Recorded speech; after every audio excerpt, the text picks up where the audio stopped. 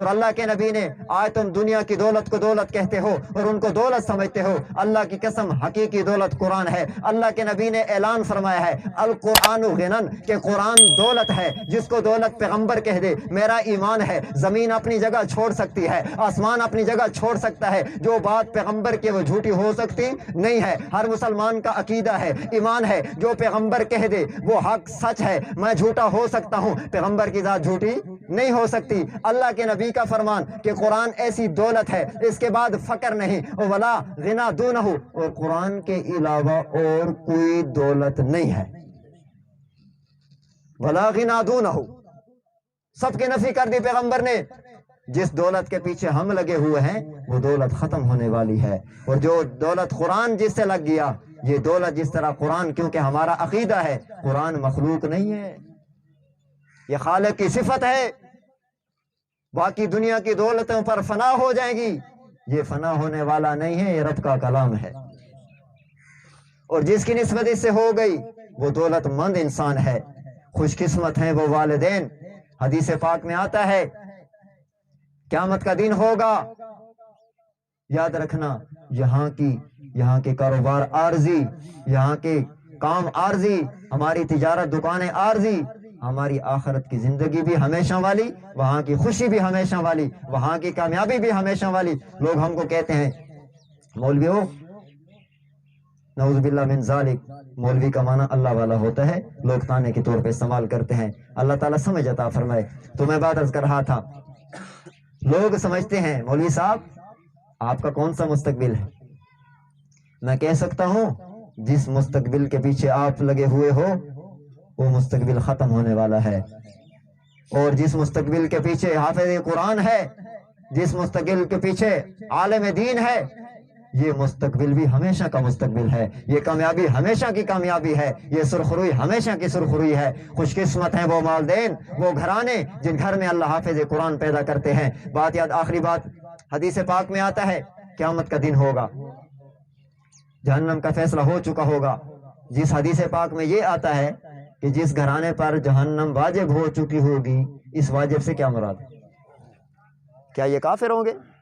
کافروں کی بات نہیں ہے، یہ مسلمانوں کی بات ہے کہ وہ مسلمان جو ہیں مسلمان لیکن گناہوں کی وجہ سے ان پر جہنم واجب ہے، تو اللہ تعالیٰ قیامت کے دن حافظ القرآن سے کہیں گے کہ جاؤ اپنے گھر سے 10 بندے چن لو جن پر جہنم واجب ہو چکی ہے مسلمان، لیکن نافرمانی کی وجہ سے دنیا میں قرآن کی قدر منزلت کو چھوڑ گئے، جنہوں نے قرآن سے دنیا کے اندر محبتیں نہیں کی، جنہوں نے اپنے بچوں کو قرآن کا حافظ نہیں بنایا دنیا کے اندر۔ ہاں یہ اس کا اگرچہ اس نے خود نہیں پڑھا، بچے کو پڑھایا تھا، آج تمہیں یہ اعزاز حاصل ہے، گھر میں چن لے، بے شک دنیا میں یہ تیرے قرآن کی قدر نہیں کی، تیرے نبی کا احترام نہیں کیا، لیکن یاد رکھنا آج تو جنت میں جو جا رہا ہے وہ حافظ قرآن کی وجہ سے جا رہا ہے۔ تو حافظ قرآن کو یہ اعزاز ہے، قیامت والے دن اپنے گھرانے میں سے 10 بندوں کو چن کر ان کو جنت میں داخل کروائے گا، اللہ اس کو اجازت دیں گے ان کا انتخاب کرو، ان پر جہنم واجب ہے، یہ جنت کے مستحق نہیں ہے۔ یاد رکھنا کافر بھی جہنم میں جاتا ہے، مسلمان بھی جاتا ہے، اس میں فرق کیا ہے؟ مسلمان جہنم میں بطور تطہیر کے جاتا ہے، کافر جہنم میں بطور سزا کے جاتا ہے۔ کافر کو جہنم بطور سزا ہے، مسلمان جہنم میں بطور تطہیر ہے، اللہ پاک کر کے پھر جنت میں لے جائیں گے۔ تو یہ بھی اللہ کی رحمت نہیں ہے، ہم کو ہمیشہ جہنم میں ڈال دیتا، کون ہے جو نکال سکتا؟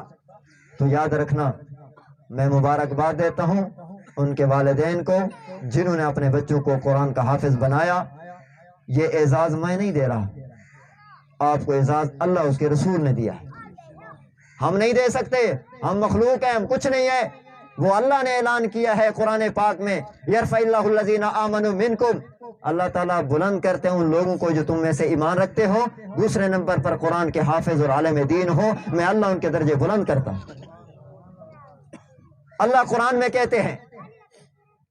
تو اللہ نے آپ کو مقام دیا ہے، جس کا یہ بچہ ہے میں اس کے والد کو مبارکباد دیتا ہوں، آپ بڑے خوش نصیب ہیں، خدا کی قسم انشاءاللہ اللہ اس کو عالم بعمل بنائے، آپ اس کو عالم بنانے کی کوشش کریں، حافظ بعمل ہو، خدا کی قسم مرنے کے بعد تیرے حق میں آنسو یہی بہائے گا، تیری قبر پہ آ کے سورت یاسین یہیں پڑھے گا، تیری قبر پہ آ کے سورت ملک یہیں پڑھے گا، تیرے حق میں دعائیں یہیں مانگے گا۔ خدا کی قسم دنیا والا دنیا میں لگا رہے گا، یہ مصلے پر رہے گا، اللہ کی توجہ اور دھیان میں رہے گا۔ جب بھی قرآن پڑھے گا اس کو یاد آئے گا کہ ابو نے مجھے قرآن پڑھایا تھا اور پڑھ کے تمہیں عطیہ کرے گا، دنیا کا کوئی اور بندہ نہیں کرے گا، یہ بچہ ہی تیرے حق میں آنسو بہائے گا۔ اللہ سب کو سمجھ عطا فرمائے۔ خدا کی قسم مرنے کے بعد موقع نہیں ملے گا سنبھلنے کا، آج وقت ہے علماء کی بات سن کر، یہ ہماری اپنی بات نہیں ہے، ہم کس وجہ سے علماء ہیں، ہم کچھ نہیں ہیں، ہم نبی کے غلام ہیں، ہم نبی کی تعلیمات آپ کو بتا رہے ہیں۔ اللہ سب سے پہلے مجھے عمل کی توفیق دے دے، پوری امت کو عطا فرما دے۔ میں ان کے والدین کو مبارکباد دیتا ہوں جن کا یہ بچہ ہے، آپ خوش نصیب لوگ ہیں۔ خدا کی قسم ایک گاؤں میں ہم گئے، جماعت کے ساتھ تھے، وہاں ایک لڑکی تھی، باہر ملک سے پڑھ کے آئی، بڑی ڈاکٹر بن کے آئی۔ دنیا داری کا انکار نہیں ہے، لیکن جو اصل کامیابی ہے اس کا انکار بھی نہیں ہے۔ وہ بچی پڑھ کے آئی باہر ملک سے ڈاکٹر بن کے، جیسے رات کو فوت ہو گئی۔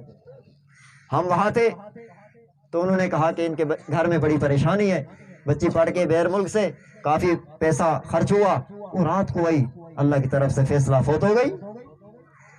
میں نے ان کے والدین سے کہا ٹھیک ہے، آپ نے ان کو تعلیم دلوائی، باہر ممالک میں کافی تعلیم حاصل کی، ڈگری حاصل کی، لیکن آپ نے ان کو قرآن اور حدیث کے لیے جو علم ہم کو مدینے سے ملا تھا، جو علم ہمیں اللہ کی طرف سے نبی کے واسطے اور صحابہ کرام کے واسطے سے عظمت و بلندیوں والا علم دیا تھا، وہ آپ نے اس کو کتنا پڑھایا تھا؟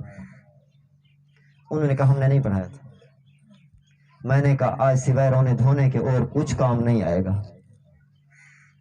بے شک تمہاری نظر ٹھیک، تم نے پڑھایا، ڈاکٹر بننا گناہ گار نہیں ہے، لیکن خدا را اتنا تو ہونا چاہیے، مسلمان کو قرآن تو صحیح ہو، مسلمان کی نماز تو ٹھیک ہو، مسلمان کی نمازوں والی صورتوں تو ٹھیک ہو، مسلمان کو حرام کا تو پتہ ہو، مسلمان کو جائز اور ناجائز، حرام حلال کا تو پتہ ہو۔ اتنا مسلمان کو علم حاصل کرنا تو ہر مسلمان مرد عورت پر فرض ہے، اتنا تو کر لو۔ آج وہ بھی آپ نے نہیں دیا بچی کو، بچی کی آخرت میں کیا بنے گا اور تجھے کیا ملا؟ تمہارا پیسہ کہاں گیا؟ الحمدللہ فی سبیل اللہ مدارس مساجد موجود ہیں۔ میری آپ سے درخواست ہے کہ آپ اپنے بچوں کو قرآن کا حافظ بنائیں اور عالم بنائیں، انشاءاللہ تمہاری اصل کامیابی انہی کاموں کے ساتھ وابستہ ہے۔ اللہ آپ کا میرا حامی ناصر ہو، جو کہا ہے سنا ہے، اللہ سب سے پہلے مجھے اور آپ کو عمل کرنے کی توفیق عطا فرمائے۔ قیامت والے دن اللہ تعالیٰ اپنے محبوب اور پسندیدہ لوگوں میں شامل فرمائے۔